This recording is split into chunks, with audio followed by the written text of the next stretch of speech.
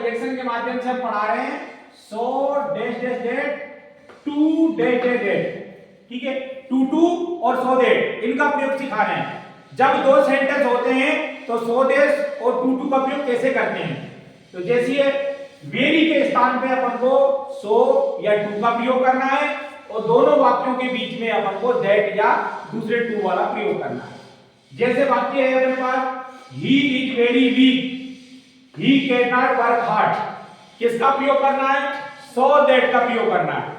तो वेरी के स्थान पे आ जाएगा सो, ही इज सो, वीक का वीक, और दो वाक्यों के बीच में आ जाएगा दैट का प्रयोग। फिर दूसरा सेंटेंस क्या है, ही कैन नॉट वर्क हार्ड, वैसा वैसा उतार देंगे अपन, कोई चेंजेस नहीं करेंगे। सो दैट में अपन को कोई भी चेंजेस नहीं करना है, वेरी के स्थान पे सो का प्रयोग और दो वाक्यों के बीच में दैट का प्रयोग करना है। इसी प्रकार टू टू का प्रयोग आ जाए, टू टू का प्रयोग तो वेरी के स्थान पे टू का प्रयोग और दो वाक्यों के बीच में दूसरे टू वाला प्रयोग करेंगे और वाक्य में से कैन नॉट या कुड नॉट को हटा देंगे, सीधा वर्ब से वाक्य लिखेंगे। जैसे ये नीचे वाला वाक्य है, he is very lazy, he can not go for a morning walk, too to का प्रयोग करना है। तो वेरी के स्थान पे टू का प्रयोग, दोनों वाक्यों के बीच में दूसरा टू आ जाएगा और फिर कैन नॉट को हटा देंगे, सीधा वर्ब से वाक्य लिख देंगे। ये हो गया टू टू का प्रयोग। अब अगर सिंगल वाक्य आ जाए, ये तो दो डबल वाक्य थे तो अपन ने टू टू और सो दैट का प्रयोग सीखा। अब सिंगल वाक्य आ जाए तो फिर क्या करेंगे। तो सिंगल वाक्य में क्या होगा, टू टू के स्थान पे सो दैट का प्रयोग और सो दैट के स्थान पर टू टू का प्रयोग। जैसे देखिए he is too poor to pay the fees, पहले डबल वाक्य था, अब सिंगल वाक्य आ गया, he is too poor to pay the fees, किसका प्रयोग करना है, सो दैट का प्रयोग करना है। तो फर्स्ट टू के स्थान पे सो आ गया, दूसरे टू के स्थान पे दैट आ गया।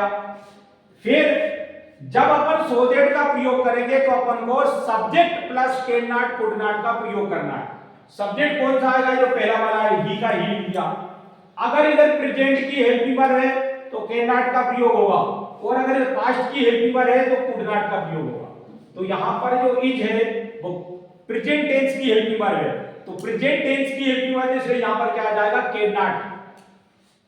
तो he is so poor that he can not पे द फीस, सो दैट में कैन नॉट को जोड़ना है और टू टू में कैन नॉट को हटाना है। इसी प्रकार second sentence, the T is so hot that I can not drink, इसकी जगह पे अपन को टू टू का प्रयोग करना है। तो सो के स्थान पे प्रथम टू आ गया, डेट के स्थान पे सेकंड टू आ गया, आई कैन नॉट को हटा देंगे, सीधा क्या लिख देंगे, ड्रिंक, वर्ब लिखना है डायरेक्ट। इसी प्रकार आई एम टू टाइड टू वर्क नाउ, अब टू टू के स्थान पे सो दैट का प्रयोग करना है। तो फर्स्ट टू के स्थान पे सो का प्रयोग, दूसरे टू के स्थान पे दैट का प्रयोग और यहां से अपन टू के बाद अपन जोड़ देंगे कैन नॉट कुड नॉट, क्योंकि सो दैट का प्रयोग करेंगे तो कैन नॉट कुड नॉट को लिखना है और टू टू का प्रयोग करेंगे तो कैन नॉट कुड नॉट को हटा देना है। जैसे लिखा है आई एम टू, तो क्या हो जाएगा, आई am so, I am so, tight का टाइट, टू की जगह पर दैट, प्रथम सब्जेक्ट, यहां पर आई है तो इधर भी क्या हो जाएगा, आई, प्रथम सब्जेक्ट आई, तो यहां हो जाएगा I can not work now, I am so, too के स्थान पे सो, फिर दूसरे टू के स्थान पे दैट, सब्जेक्ट प्रथम वाला, प्रेजेंट की हेल्पिंग वर्ब एम है तो कैन नॉट का प्रयोग करेंगे, वर्क नाउ। इस प्रकार से टू टू का प्रयोग हो गया। जब दो वाक्य हो तो टू टू का अलग नियम है, सो दैट का, और सिंगल वाक्य का अलग अलग नियम है।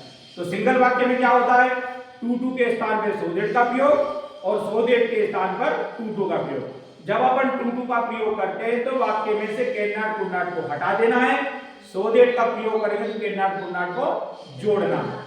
ठीक है, आया समझ।